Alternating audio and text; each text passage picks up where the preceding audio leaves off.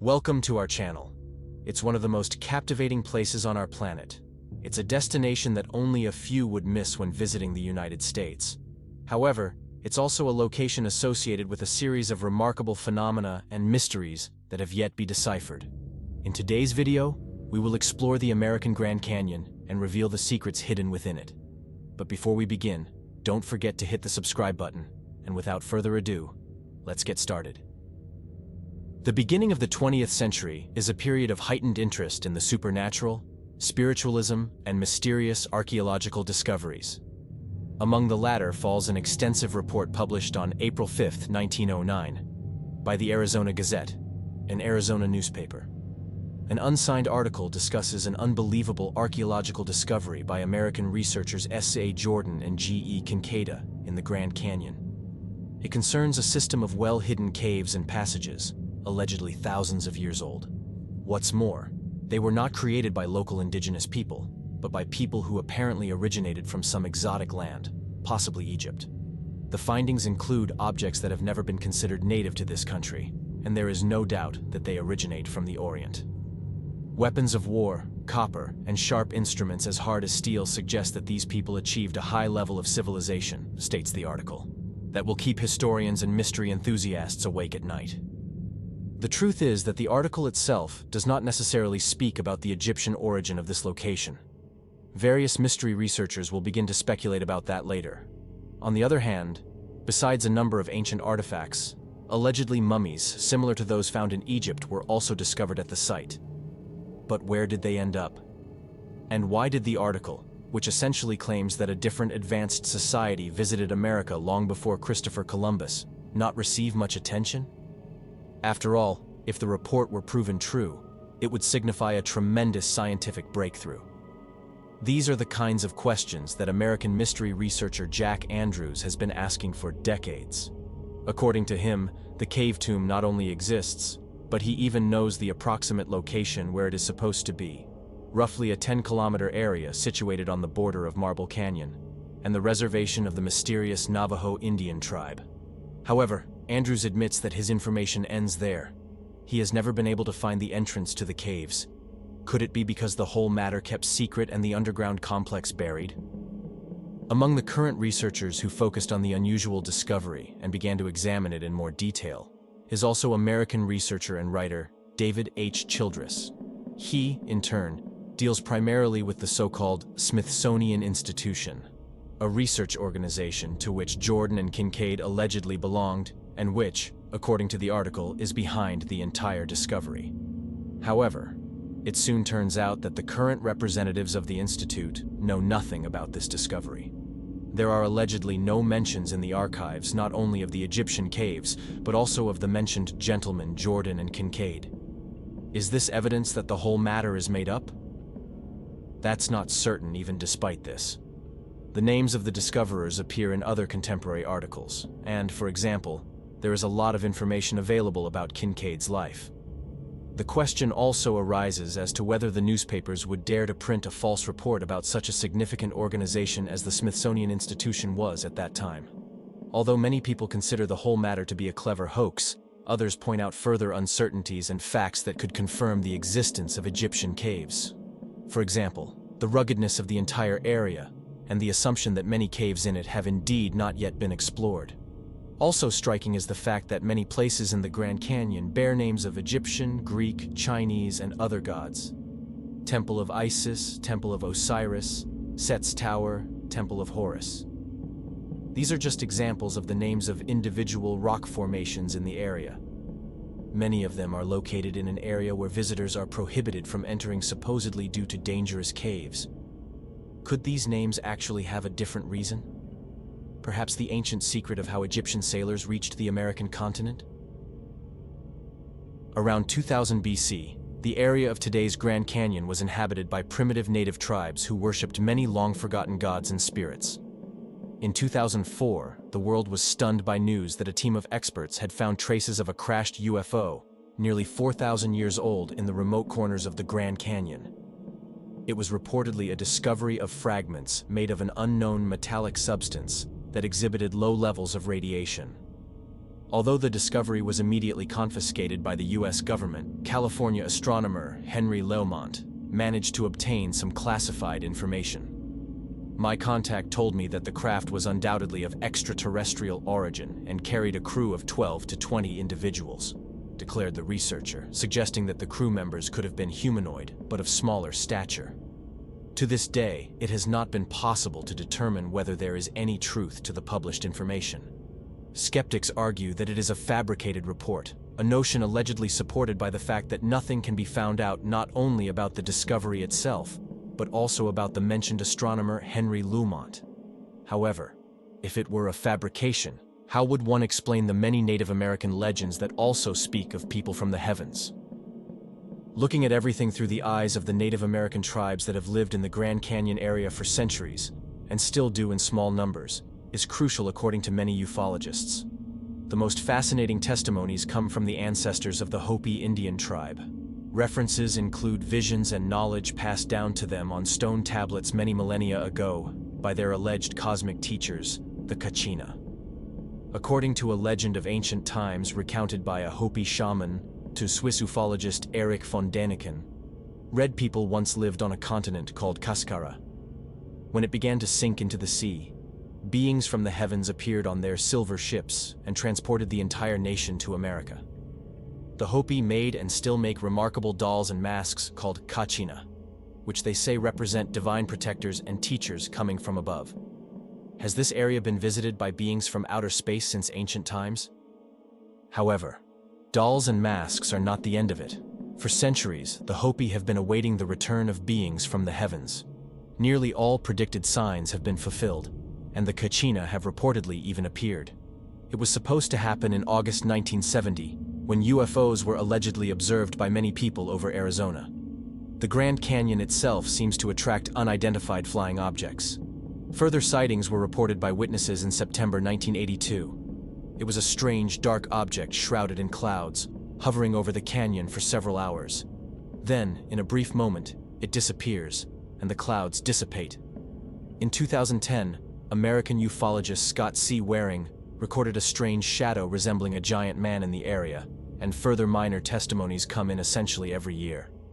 Could this peculiar activity over the Grand Canyon truly be related to the mentioned legends? And furthermore, is the American government perhaps hiding it from us for unknown reasons? We will stick with the Native Americans in the case of the third mystery, which is often associated with the Grand Canyon. Some people claim that strange creatures live in the canyon, about which modern science knows nothing and probably cannot know anything.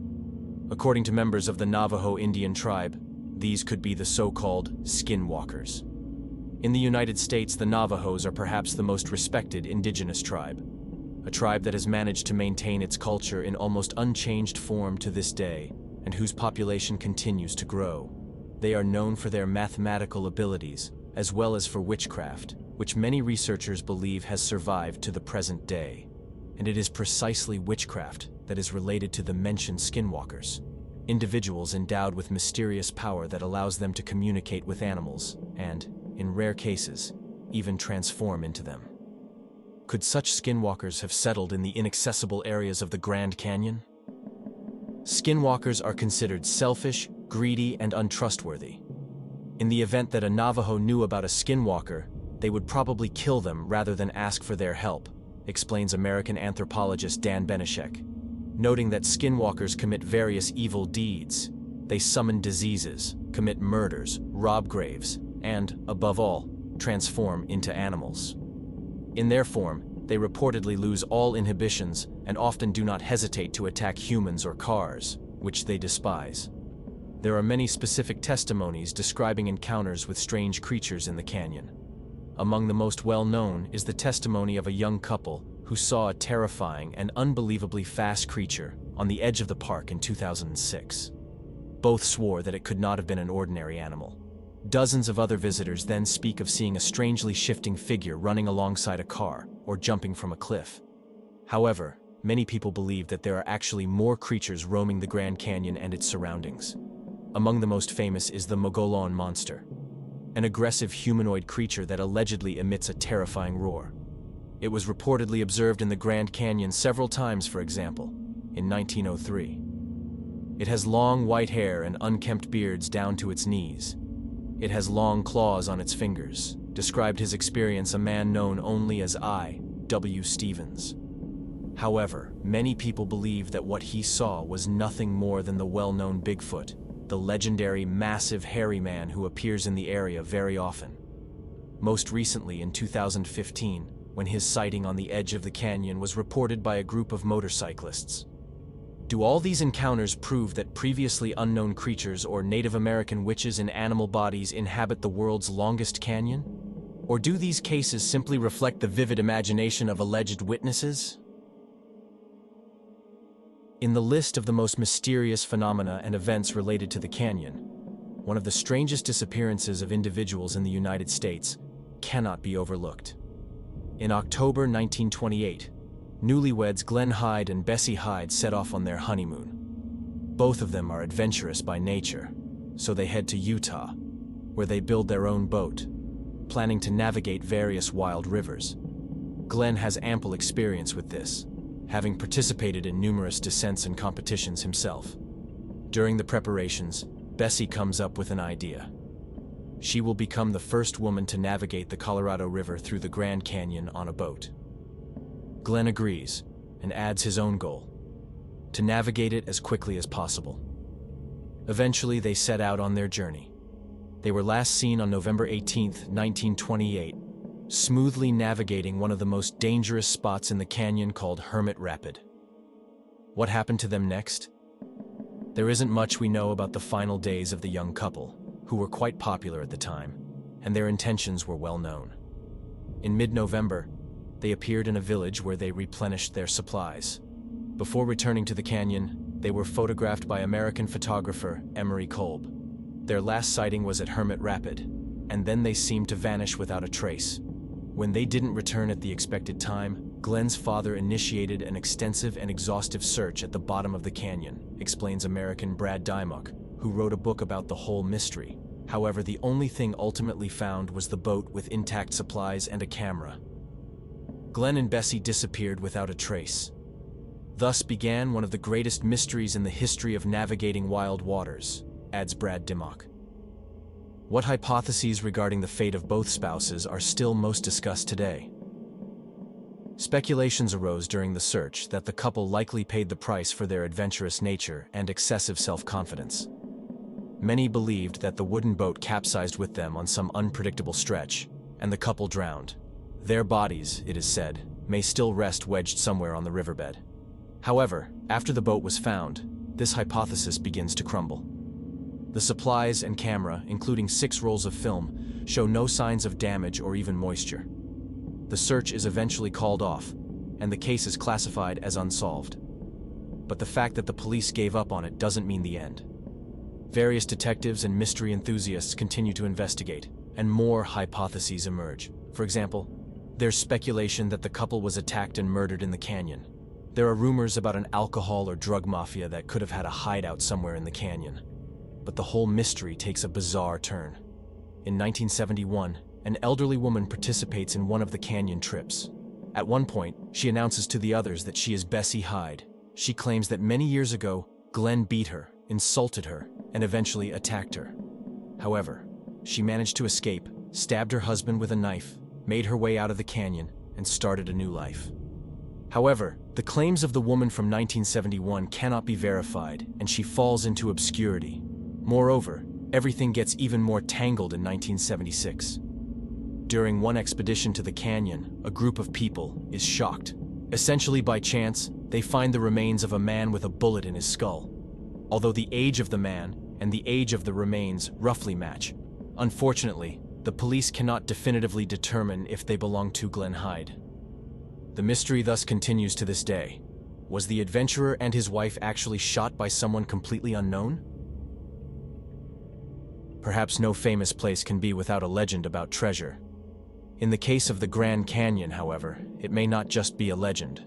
For decades, enthusiasts of mysteries, as well as historians and treasure hunters, convinced that immense wealth is still hidden somewhere in the heart of the famous canyon, have been interested in the story of the famous prospector Tom Watson, nicknamed Long Tom. It all begins in 1910 when Tom Watson essentially accidentally comes into possession of a peculiar letter with an attached map, which speaks of gold nuggets hidden in a small cave. This cave is said to be located behind a large waterfall in the Grand Canyon, about 6.5 kilometers from the Havasupai village. 4 years later, the prospector indeed finds the place. He filled his pockets with the biggest nuggets, but when leaving the cave, he slipped, fell down, and broke his leg below the knee, writes American author Eugene L. Conroto. Watson ponders for a long time about what to do next. He only had a few nuggets of gold left from what he had with him, and with a broken leg, he couldn't retrieve the others left in the cave. Eventually, he heads off along the horse thief trail, intending to return for the treasure later. After a long stay in the hospital, Long Tom does indeed return to the canyon. But he can't find the same waterfall, Conroto adds. This very waterfall is still the biggest argument for skeptics who claim that no treasure exists. According to them, there is none in the area where the treasure is supposed to be located. However, mystery enthusiasts believe that it could actually be a waterfall that appeared at the site temporarily after some heavy rain or storm. This would explain why the cave could not be found later based on such a prominent landmark, especially if it was perhaps buried by a landslide. The location has been searched many times, and no gold has been found. There are many speculations about the true location of the treasure, but none have been confirmed over the decades. That's why many people believe that Watson eventually found the gold and took it all with him. But how does this interpretation fit with the information that he committed suicide a few years later? Could someone have actually killed him because of the treasure he acquired? Nowadays, searching for this treasure is a popular pastime for various adventurers. However, only those who don't mind doing it the old-fashioned way with just a pencil, a map, and their own eyes are up for it. Metal detectors are prohibited throughout the entire park. Could this be the reason why the legendary treasure still eludes discovery? Or are those who claim that it's all just a fairy tale right? Whatever the case, it's certainly true that the Grand Canyon is not only one of the most beautiful, but also one of the most mysterious places in the world. That's all from us for today. If you're interested in videos filled with mysterious mysteries, dark stories, legends, or monsters, and you crave more, subscribe to our channel so you won't miss any new videos.